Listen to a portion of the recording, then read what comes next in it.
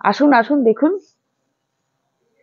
এই ফুলকে দেখলে মন কেমন মুগ্ধ করে দেবে। দেখুন, সত্যি হলো না মনটা ভালো? চলুন এবার দেখো বন্ধুরা, এই হলো আমার গ্রাউন্ড অর্কিড। দেখো কত সুন্দর, ফুলটা যেমন সুন্দর তেমনি কিন্তু এর কিন্তু একটা হালকা মিষ্টি গন্ধ আছে। আর চারপাশটা কিন্তু দারুণ, এই গন্ধে চারপাশটা একদম মৌ মৌ করছে।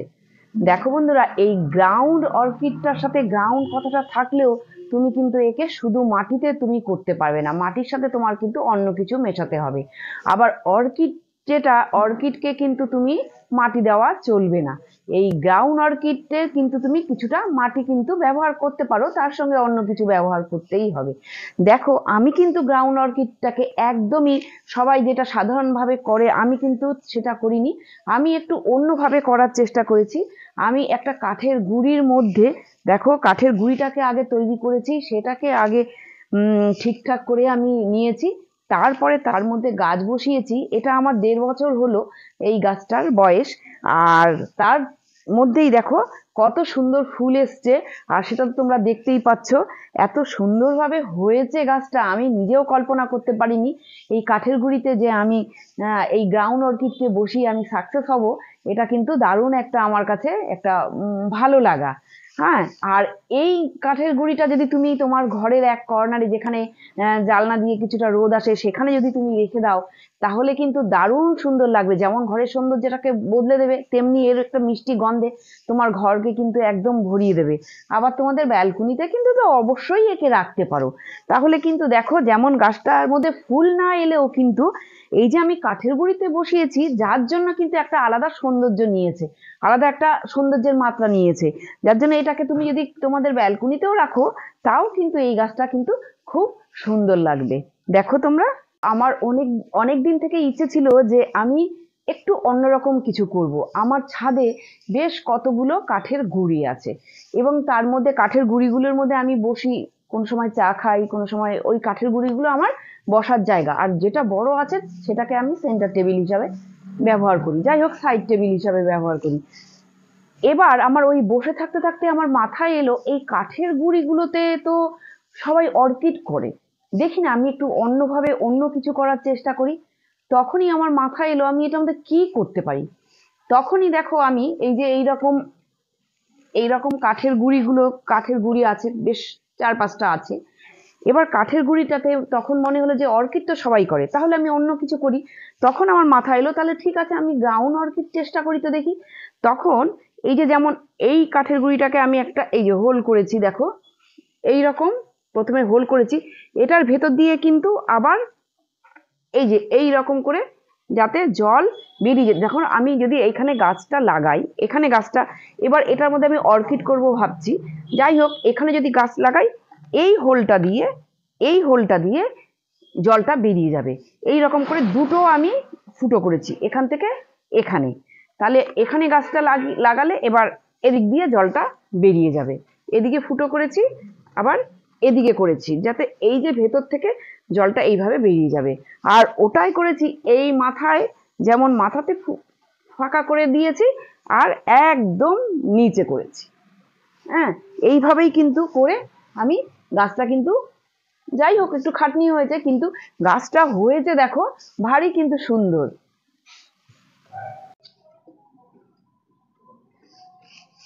দেখো আমি এই গাছটাকে বসিয়ে দেখলাম, সেই রকম কিন্তু খাটনি সেই রকম নেই গাছের পিছনে।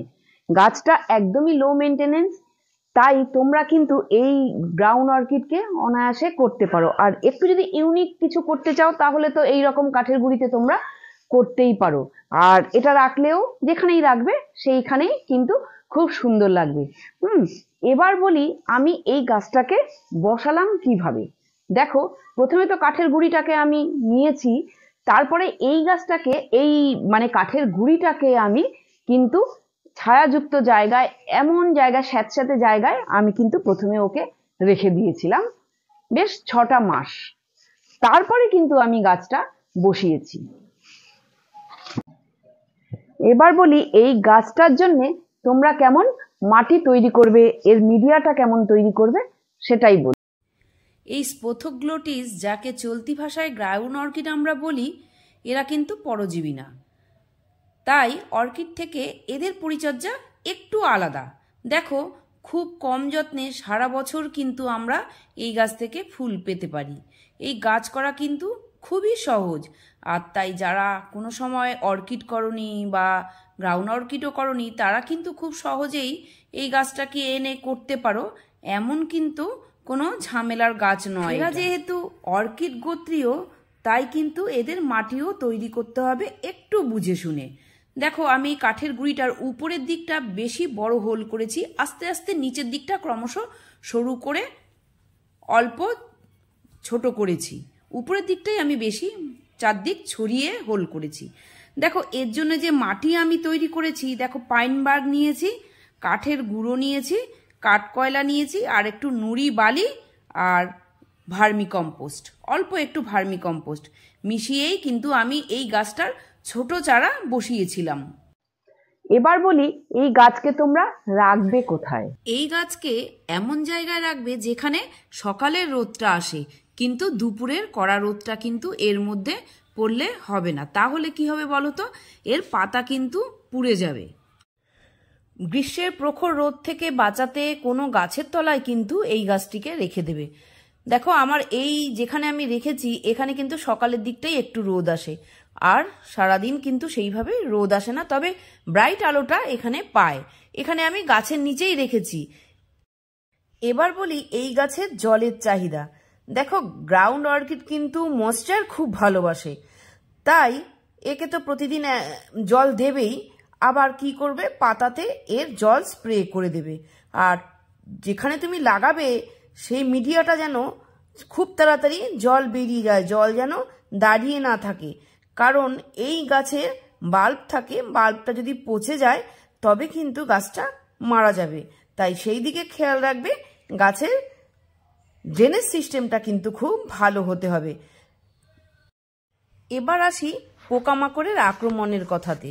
দেখো বন্ধুরা, এই গাছ কিন্তু আমার কাছে বেশ অনেকগুলোই আছে, অনেকগুলো ভ্যারাইটিরই গাছ আছে। আমি কোনো সময় সেইভাবে পোকামাকড়ের আক্রমণ দেখিনি, কারণ কি বলতো, এর পাতা কিন্তু খুব শক্ত, তাই চোষক পোকা বা পাতা কেটে ফেলে সেই রকম পোকার আক্রমণ হয় না। তবে কোনো কোনো সময় পাতা হলুদ হয়ে যায়, তখন কি করবে, পাতার যে হলুদ পাতাগুলো কেটে ফেলবে। অনেক সময় হয় কি, জল কম দিলে, তাই জন্য কিন্তু পাতা হলুদ হয়ে যায়। আর একটা সমস্যা হয়, ফাঙ্গাসের সমস্যা হয়, তাই মাসে একবার ফাঙ্গিসাইড অবশ্যই স্প্রে করবে। এই গাছে যখন ফুল আসে তখন কিন্তু পিঁপড়ের আক্রমণ হয়, তাই সেই সময় কিন্তু তোমরা কোনো ভালো পেস্টিসাইড ব্যবহার করবে। এবার বলি বন্ধুরা, এই গাছে তোমরা কি সার দেবে। দেখো, এই গাছে যদি ঠিক সময় ঠিক সার যদি না দাও, তাহলে গাছটাও ভালো হবে না, আবার ফুলও কিন্তু ভালো হবে না। তাই জন্য ঠিক সময় কি সার দেবে সেটাই এবার বলি। খোল পচা সার যদি 15 দিনে একবার দিতে পারো, তাহলে কিন্তু খুব ভালো রেজাল্ট পাবে। আর রাসায়নিক সার এমপিকে 19-19-19 বা 20-20-20 দিতে পারো, সেটাও 15 দিনে একবার, তাহলেই হলো। আর তেমন কিছু কিন্তু খাবারের দরকার হয় না। আর তুমি কি করবে, 15 দিন অন্তর অন্তর মাইক্রোনিউট্রিয়েন্টস দিলেই হলো। আর যখন দেখবে ফুল আসতে শুরু করেছে, তখন কিন্তু আর কোনো সার দেবে না, সার দেওয়া তখন বন্ধ করে দেবে। শরৎকালে তোমাদের গাছ যদি একটু যত্ন পায়, দেখবে দ্রুত বাড়ছে আর দ্রুত গাছটা বাল্ব তৈরি করছে, আর তবেই কিন্তু তোমাদের গাছ সুন্দর ফুল দেবে। এই গ্রাউন্ড অর্কিড মূলত শরতের শুরুতে আর বসন্তকাল থেকে ফুল দেওয়া শুরু করে। বসন্ত চলে যাচ্ছে আর গরম আসছে, সেই সময়টায় কিন্তু এই গাছ সুন্দর ফুল দেয়। বন্ধুরা, আমার এই ভিডিওটা কেমন লাগলো অবশ্যই জানিও। যদি ভালো লাগে অবশ্যই একটা লাইক করো, আর যদি কোনো জিজ্ঞাসা থাকে অবশ্যই কমেন্ট করো। সবাই সাবধানে থেকো, সুস্থ থেকো, ভালো থেকো।